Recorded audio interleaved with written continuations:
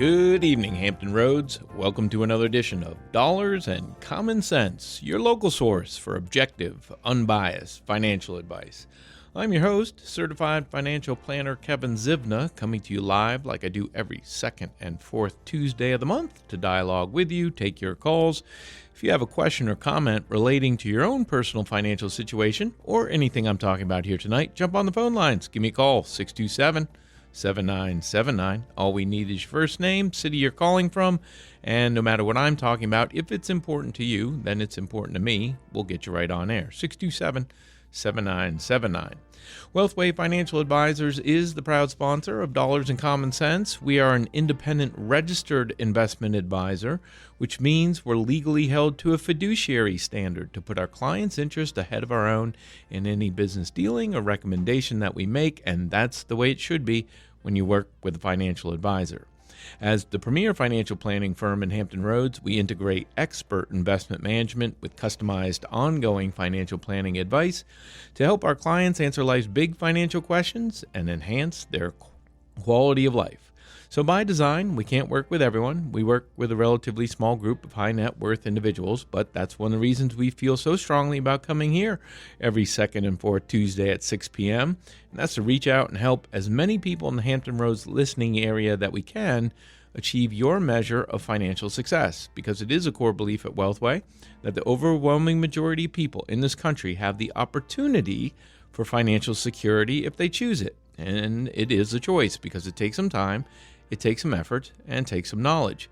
We are here to help. You got to take that first step, though. Pick up the phone. Give me a call, 627-7979.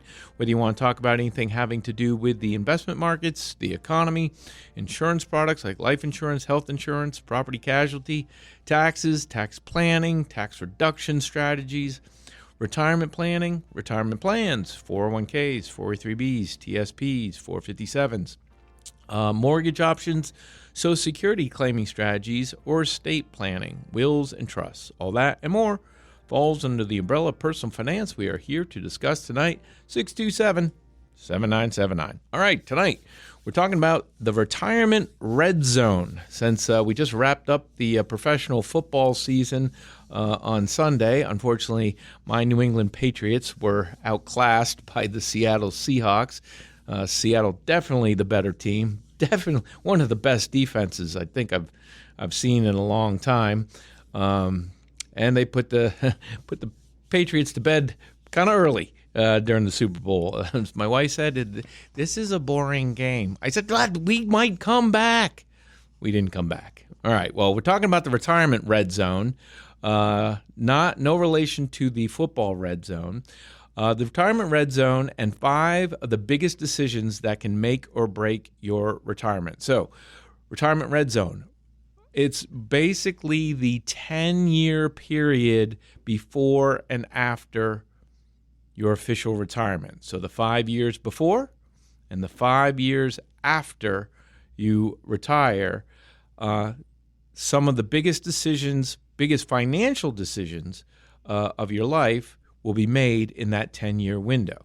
So it's the reason why there's such big decisions is because they are much more, the outcomes are much larger. The decisions have a greater level of permanence to them, and the decisions are harder to undo if you make a mistake. So during this phase, retirement success is driven less by market performance and more by coordination across income, taxes, healthcare, and family decisions. This is otherwise known as financial planning. So specifically speaking, we're going to talk about tonight Social Security, decisions around lifetime income, 3 taxes, 4 health and longevity, and 5th biggest decision, control and continuity. 2 gentler words for estate planning. So let's define a little bit more what retirement red zone means. So essentially, it's centered around that period of time when your paycheck stops, when your known earned income from your primary source of employment stops, usually voluntarily, because you decide to transition into retirement. But as we have learned through the years, sometimes you don't choose retirement. Sometimes retirement chooses you. And I'll talk about that later on in the show. But in this period of time, primarily due to stage of life and the sort of big implications of those decisions, flexibility declines, decisions begin to overlap, and the mistakes become harder to fix. So in retirement, a big portion of people's concern is what happens when their income shifts from earned income to distributed income, right? Your lifetime of hard work, your savings, your thrift, your investing will now provide the engine to serve as your retirement paycheck for the rest of your life. Well, how do you go about doing that? Also, time becomes a non-renewable asset. I don't know if time is ever a renewable asset, but time becomes more precious. Let's put it that way. When we are in our teens and 20s and we have our lives in front of us, that's when we sort of have the gift of time, but we have very little money.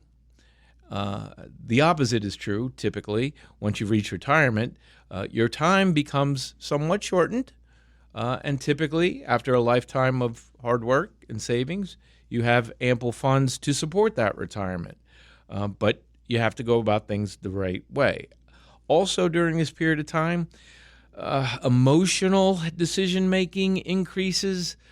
We find that to be the case, that a lifetime of sort of innuendo, rumor, internet advice, misinformation, brother-in-law who thinks he knows it all these kinds of sort of half-truths and misinformation creep into one's thinking and can cause bad decisions because you're not working with all the facts and you don't know the implications of all your decisions. So emotion tends to rule the day. Also, recovery time shrinks. So with 2/3 of most of our lives behind us, that leaves about 1/3 of our life to go in the traditional American retirement as we sit here today. That's still a relatively long time horizon, but it's not as long as it used to be.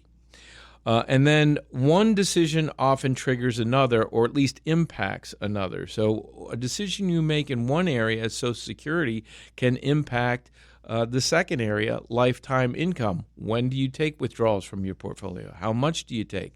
Similarly, when do you take Social Security?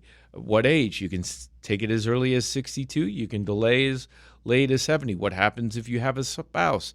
When does he or she take retirement, Social Security income if they're eligible for it? All these things overlap.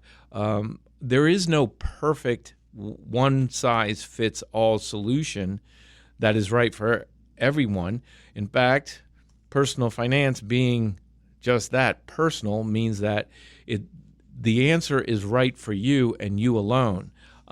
I can give some general advice. I do that on the show every other Tuesday. But ultimately, what is the best decision for you is dictated by your own family's set of facts and circumstances.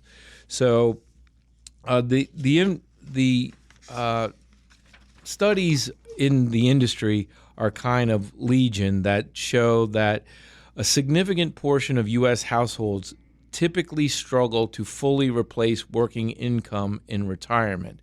So, that's one of the base levels that we start at when we start doing financial planning for our clients is what is their current standard of living today. That's another term for saying what are they spending today on a annualized basis. That is your current lifestyle. And so from a planning perspective, unless told differently, what we're trying to do is protect and preserve our clients' standard of living and making sure that they have at least as much money in retirement as they enjoy through their working years. And we use that as our sort of planning baseline. And then if we can enhance their spending level and therefore enhance their quality of life by our recommendations and our strategies and our processes, then by all means, that's just more money to enjoy more of life. But most people, guess what? Most people are taking a pay cut when they go into retirement. Majority of retirees report retiring earlier than they originally planned, often due to health or job-related factors. That's right. You may have a plan for retirement, but your employer may have a different plan for you. And it's not uncommon for companies to downsize, have a reduction in force, layoffs, and maybe even strategic layoffs to their older, most costly workers who are in their peak earning years. Unfortunately, sometimes you can be offered a goodbye package so that they can replace you with someone who is younger and cheaper. So retirement doesn't always come on your schedule, so it's something that you should be aware of. And then traditionally, as I sort of stated earlier, the common length of time for retirement now in America is about a third of our lives, or about 30 years of lifetime ahead of us, even after we retire. So good news, hey, that's a really long time frame, which I can explore other passions and enjoy what other life I have left to live. But it also means that I have to fund that lifestyle for a much longer period of time than previous generations. So big first question, Social Security, okay? When to take Social Security. And when I talk about Social Security, there are multiple aspects of Social Security. There's disability from Social Security. There's spousal benefits. There's widow's benefits. But when I'm talking about Social Security, I'm talking about just the retirement benefit of what we know of Social Security. So it's the only inflation-adjusted, government-backed income source that most retirees will ever have. It is as close to guaranteed income as we get. And I know what you're going to say. You say, well, Social Security is going broke. It's running out of money. Not exactly, not quite, and there's plenty of time to fix it. We're going to have to wait for Congress to do that. But for all intents and purposes, beneficiaries today and those who I would say are within 10 years of receiving benefits have nothing to worry about. You are going to receive the benefits that are promised. It's subsequent generations that will most likely have to pay more into Social Security and or accept less from Social Security, or wait to receive Social Security longer than their predecessors. They're the ones who probably will be paying for it down the road. So a lot of times when people come to claiming Social Security, they think, well, I'll take it when I stop working, whenever that is, whenever I feel like it, whether that's 62, 67, or 70. When I stop working, that's when I'll claim Social Security. Well, maybe not. It's sometimes people think, well, it's just one of my many income sources. May be true if you have a pension. Those are becoming extinct. Most people do not have pensions. They are going to have to rely on their savings of what they built out over their lifetime in order to supplement their lifestyle in retirement. And then here's the most prevalent thought of what we hear when people claim Social Security. Look, if I wait, it might not be there. I'm going to get mine, right? I paid into the system. I'm going to take it back before they confiscate it from me.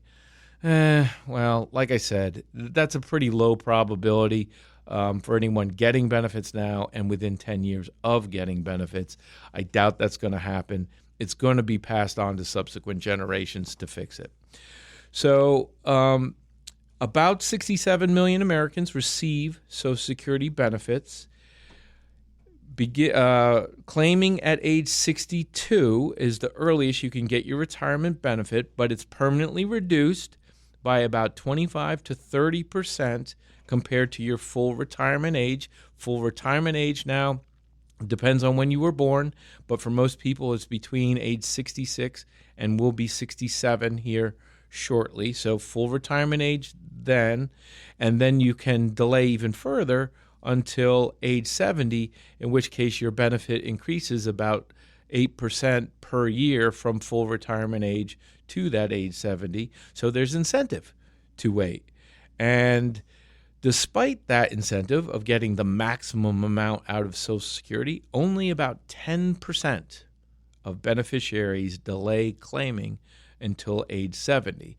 And one of the next natural questions is, well, when should I take it? Between 62 and 70? Well, if you're looking to maximize every dollar out of Social Security, then what you want to do is stay in the best health possible and live as long as you possibly can, no matter what age you claim. But for most people, the break-even age is 80, 81. So if you start taking as age as early as 62, you get a reduced benefit, but you get a jump on those benefits by about 5 years from full retirement age. So you get to enjoy those. Or you delay up to 70, get the maximum payout. Take it at 62, and you live past 80, then it would have paid you to delay past 62 to claim.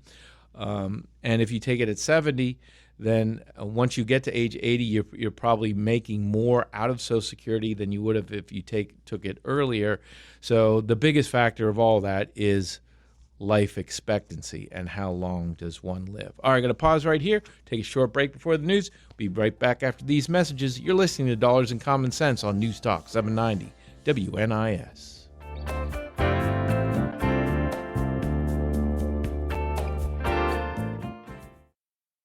Wealthway Financial Advisors, planning for life.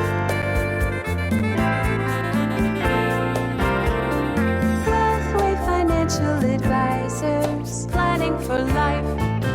And welcome back to Dollars and Common Sense, your local source for objective, unbiased financial advice. I'm certified financial planner Kevin Zivna, the president at Wealthway Financial Advisors, the premier financial planning firm in Hampton Roads, where we integrate expert investment management with customized ongoing financial planning advice to help our clients answer life's big financial questions and enhance their quality of life. For more information about us, you can look us up online at wealthwayadvisors.com. All right, tonight we're talking about the retirement red zone, the 5 biggest decisions that can make or break your retirement. They are Social Security, lifetime income, taxes, health and longevity, and control and continuity, otherwise known as estate planning. All right, talked a little bit about Social Security and the complexity around the decision-making there on when to claim. Most people end up taking it early. Very few people wait until age 70 to get their maximum amount. A lot of people, I think, are leaving money on the table because they don't decide when to take Social Security analytically. They do so either emotionally or randomly whenever they stop working.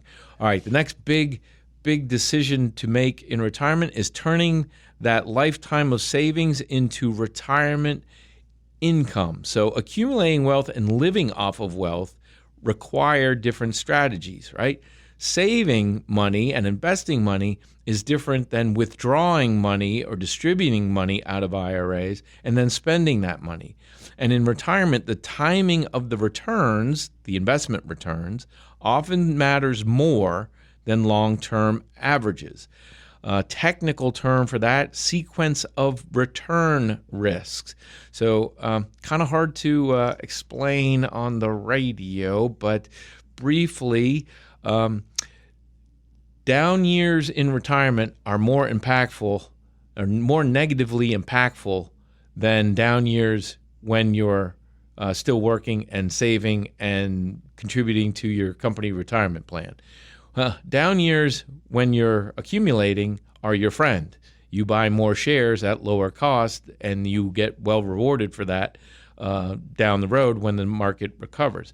Down markets in retirement, especially the first 2 to 3 years, can be very detrimental. If you are living off of that nest egg, if you are drawing from the investments, if you are creating what we call retirement paycheck, where every month we send our clients a certain amount of money from their investment portfolio, when we go through a significant market downturn, when you're doing that, you're taking out bigger chunks of money with each retirement paycheck in a down market. That means there's less when the eventual recovery comes. So it is more detrimental. Timing of rates of return becomes much more impactful once you cross over into retirement. And then some of the responses to that, we get, well, I'll just cut spending if the market falls. Okay, that's good. Be flexible. But, that's also a time when people don't want to cut their lifestyle. They don't want to have to cut back because they spent their lifetime trying to get to this point. Another one, withdrawals are simple math. Well, it's just, I'll just take my $5,000 a month from my portfolio. That's not hard. And they think that they do the total portfolio divided by $60,000 a year. And there we go. That should last me for 30 years. No, that's not how it works. The math is much more complex. You have to factor in the time value of money and the sequencing risk of the annual returns. So early losses have that outsized impact. So it does help to have a flexible withdrawal strategy. That is something that we recommend for our clients. We will give them a target withdrawal number that we feel that they can take from the portfolio that is highly sustainable, has a good chance, typically 75% or greater, of being sustained throughout their lifetime. But we also build in backup plans as well. In other words, make sure that the client can be a little bit flexible with their withdrawal needs, but then we will also make sure that their bank account, the money that is completely stable at their fingertips, is ample enough to supplement that retirement paycheck if it is called upon. And I got a lot more to talk about and how to turn savings into retirement income after we come back from this short news break. I'm certified financial planner Kevin Zivna. You're listening to Dollars and Common Sense on News Talk 790 WNIS.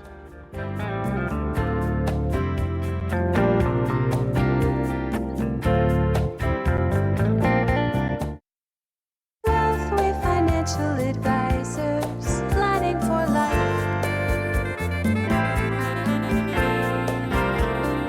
Wealthway Financial Advisors, planning for life. And welcome back to Dollars and Common Sense, your local source for objective, unbiased financial advice. I'm certified financial planner Kevin Zivna, the president at Wealthway Financial Advisors, the premier financial planning firm in Hampton Roads, where we integrate expert investment management with customized ongoing financial planning advice to help our clients answer life's big financial questions and enhance their quality of life. For more information about us, you can look us up online at wealthwayadvisors.com. Once there, you can request an information packet to find out what it's like to work with us or sign up for a free quarterly newsletter at wealthwayadvisors.com. Just go to the contact page, put your name and address in the dialog boxes there, select the appropriate drop-down menu, and we'll get that information out to you later on this week. And that's all we will use your name and address for, is just to send you the information that you request. Or if you have some nuanced questions, want to speak to a live human being, give us a call at the office, 456-2200. Want to remind everybody, our next show will be in 2 weeks on Tuesday, February 24th. But if you can't catch us live every second and fourth Tuesday of the month, at 6 p.m., get the show as a podcast. Search for Dollars and Common Sense wherever you get your podcasts. Download us, take us with you where you go, and listen at your convenience. And for those of you into social media, we have a presence on Facebook and LinkedIn. Search for Wealthway Financial Advisors. Hit that like or follow button. And once every week or two, we put up an interesting and informative financial planning post. All right, tonight we're talking about the retirement red zone. The 5 years before and the 5 years after retirement, and the 5 biggest decisions that can make or break that retirement. So talked about Social Security a little bit. Now we're talking about lifetime income, a specialty of ours at Wealthway, where we have significant and extensive expertise in helping clients turn their lifetime of hard work, savings, thrift, and investments into a lifetime income stream that is flexible and changeable as time goes along.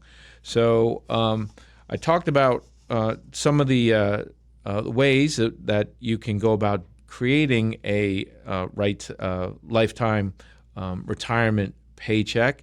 Talked about some of the pitfalls that you have to be aware of as well. One of the backup plans that we put in place when we transition clients into retirement is to, number one, provide them with sort of a frame of reference and see if there's any flexibility in their spending number. There almost always is. And so we start them out at X and then let them know that as we go along, we'll be routinely updating our planning numbers, our planning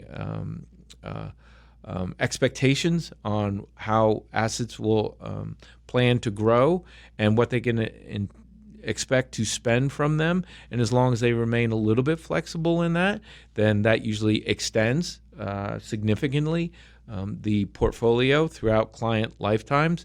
And then another backup plan that we like to put in place is when we go through a market downturn, if that market downturn is significant enough or it's deep enough or it takes too long to recover and we start to see our planning numbers change, then what we put in place before we even go down this road is making sure that the client has an ample bank account of at least 1, sometimes closer to 2 years worth of portfolio withdrawals. So in my previous example, if a client's getting a retirement paycheck of $5,000 per month from their portfolio or $60,000 a year, then we'd like to see the client keep in a safe, sound, stable bank account, earning, well, at least get it into a money market account as opposed to your basic savings or checking. But a money market account, probably earning about 3% right now.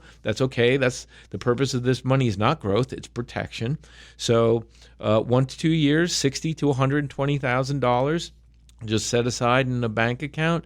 And if we start to see those planning numbers change because we're going through a market downturn that's significant enough, then we would proactively reach out to our clients to recommend they temporarily reduce or suspend how much is coming out of the portfolio and then purposefully draw down on that ample reserve bank account to supplement their lifestyle from other income sources. And that way, their lifestyle, their spending, their monthly and annual spending doesn't miss a beat, doesn't have to change, doesn't have to be reduced. It can stay intact for at least a year, sometimes closer to 2. And we know from historical experience that that's typically a long enough time frame to weather almost any market type of storm. And the client doesn't have to worry, doesn't have to have the sleepless nights of, well, what happens if we go through a bear market, and what if it doesn't stop at 20%? What if it goes at 30%? And the headlines are going crazy, and the world feels like it's burning around, and I want to make it stop. I want to sell out. No, you don't have to do any of that when you have those guardrails or those backup plans in place. So being a little bit flexible with your spending throughout retirement and then having a good backup plan can ensure that your assets last your lifetime without fear of running out of money. Okay, another big decision that you have to make in retirement has to do with taxes. Most people don't think about that. Most people think they're going to get a tax break when they go into retirement. I would say, yeah, I guess maybe most people, because most people don't save enough for retirement, so they don't have to worry about income from other sources because they haven't saved up enough. But for those who have, they could potentially be moving up in a tax bracket in retirement. How could that happen, you say? Income stops, should drop. Well, that's what a lot of people think, that they'll automatically be in a lower tax bracket in retirement, or that taxes won't matter once they stop working because they don't have earned income, or that occasional one-time withdrawals from their company retirement plan or their IRA won't really matter that much because it's just here and there. No, it all matters. It all comes together. And largely, this is driven by required minimum distributions and the taxation of Social Security benefits. So despite recent tax law tweaks, still for most people in retirement, they're going to find that 85% of their Social Security benefit is taxed. Now, that's not an 85% tax rate. It's just that 85% of the income attributable to Social Security will be subject to taxation. And then all the withdrawals that you make from your traditional IRAs, your 401ks, your 457s, your 403bs, your 457s, your TSPs, all that's going to come out as ordinary income. Every dollar you take out of those plans is going to be just like you got a bonus at work, taxed at the highest ordinary income tax rates. And once we get to age 73 now, due to recent tax law changes, the IRS or the government requires you to take out a certain minimum amount from those types of plans where you got a tax break on the way in. You got your tax break on the way in. Now you're going to have to pay the tax man on the way out. And beginning at age 73 now, they're going to force you to take out a certain amount. It starts at about 3.8% of your account balance or the previous year's account balance, 3.8%. So on $1 million IRA or 401k, that means $38,000 has to come out of that portfolio in the year in which you are subject to the required minimum distribution. And then that percentage creeps up a little bit every single year that you turn older. That percentage increases so that more has to be forced out of that plan, whether you need it or not. And that's the trigger or the lever that causes people to occasionally go up in a tax bracket instead of down in retirement, because they're going to be forced to take out that additional money, whether they use it for spending or not. And so one of the things that we will do when we do our long-range planning is potentially, intentionally start withdrawals from those pre-tax retirement accounts when they're in their 60s, if they're typically retired. When they're in their 60s and their earned income has dropped, then we intentionally may take some of that money out, expose it to current taxation, but what that will do is it will reduce the amount of future required minimum distribution. And we try to get like a leveling in there so that what you're taking out today is about what you're going to at least initially be taking out of those retirement plans. And so that way you aren't forced to take out really big chunks of that pre-retirement, pre-tax money through the retirement plans and be run up the tax ladder. This is where Roth conversion strategy can come into play, which, by the way, is probably only beneficial to about, I'd say, half the population or less. There really needs to be certain conditions and criteria in place to make a Roth conversion make sense, but we analyze it almost for almost all our clients to see if it makes sense for them. And if it does, that's an opportunity that we have literally saved some clients, not just tens of thousands of dollars, not just hundreds of thousands of dollars, but millions of dollars over a client's lifetime by intentionally converting some of those assets when clients are relatively young in their 60s instead of waiting until 73 to have that money forced out. So it can be a very, very strong tax savings tool, a Roth conversion, if the conditions for you are right. And don't have enough time in this show to talk about that, but we will certainly talk about it in some other future type of show. All right, going to pause here for our last break. We're going to be right back after these messages. I'm certified financial planner Kevin Zivna. You're listening to Dollars and Common Sense on News Talk 790 WNIS.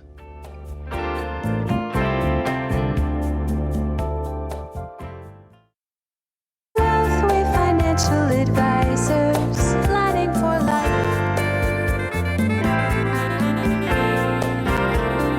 Wealthway Financial Advisors, planning for life. And welcome back to Dollars and Common Sense, your local source for objective, unbiased financial advice.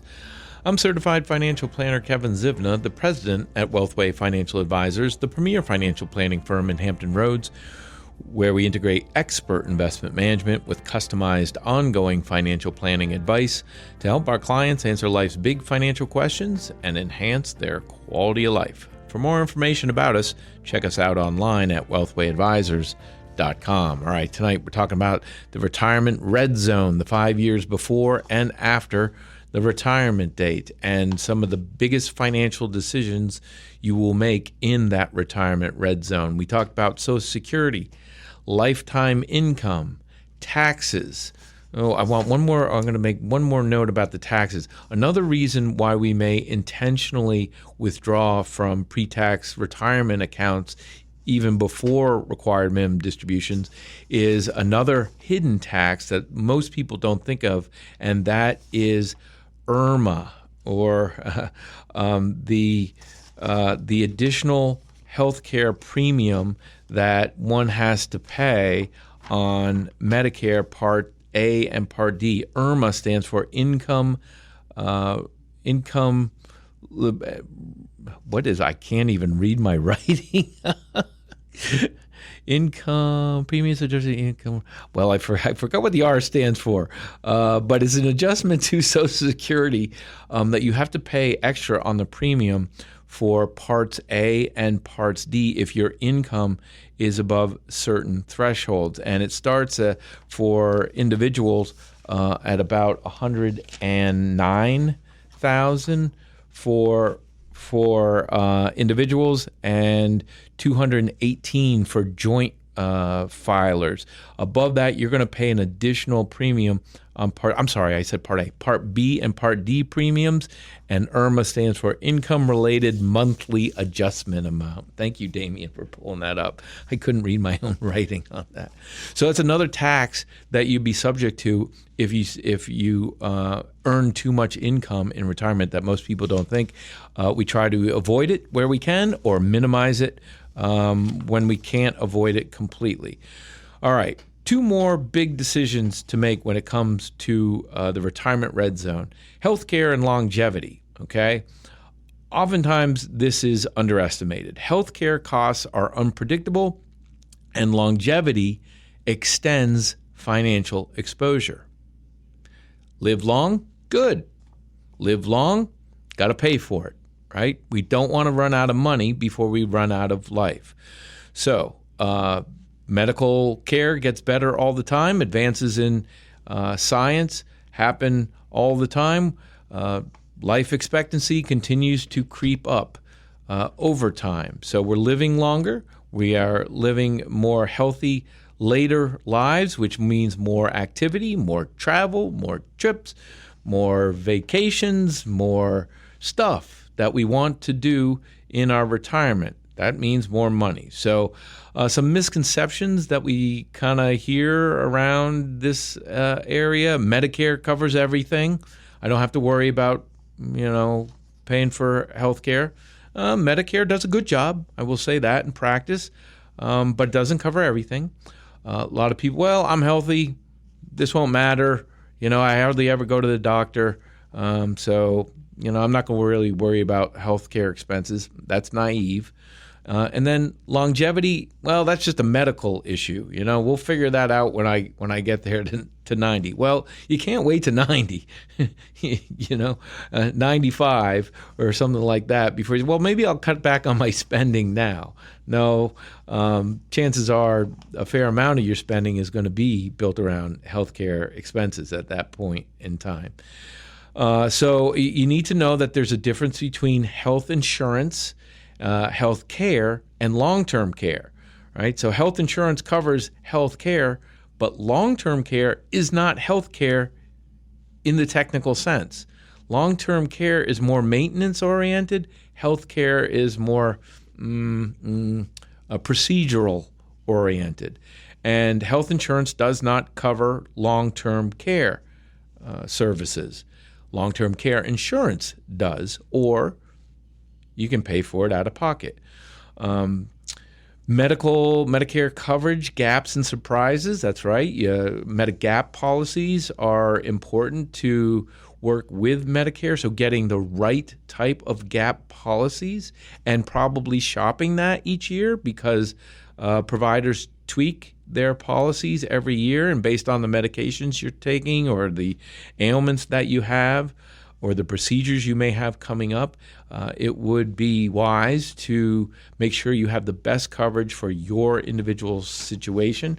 So shopping your Medicare gap insurance coverage, good idea once a year.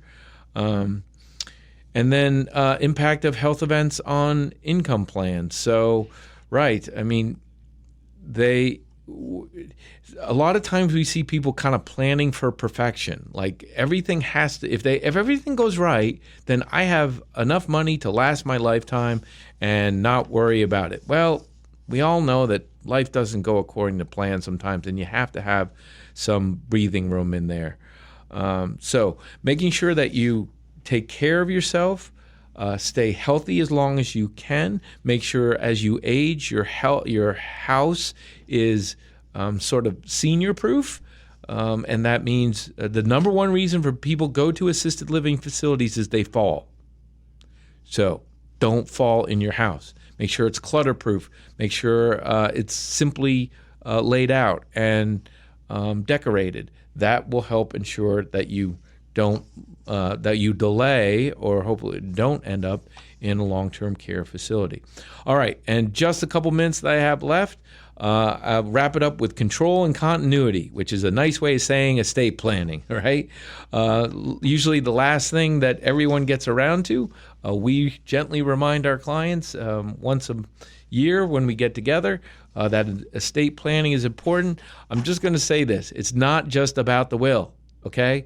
It's a will package for most people. That includes a will, but it also includes other important documents around health care and around decision-making. Financial power of attorney, someone who can make financial decisions on your behalf if you can't, if you're incapacitated. A medical power of attorney, someone else who can make medical decisions on your behalf when you can't answer. And a medical directive for health care, those are instructions you lay out in advance to medical professionals on what your final wishes may be or how to handle your care needs in certain situations. It's not something you do for yourself necessarily. It's something you do for your loved ones because it takes the decision-making power, decision-making responsibility off of their shoulders. That's all the time I have for tonight. Back in 2 weeks, Tuesday, February 24th at 6 p.m. Until then, I'm Certified Financial Planner Kevin Zivna. You've been listening to Dollars and Common Sense on News Talk 790 WNIS.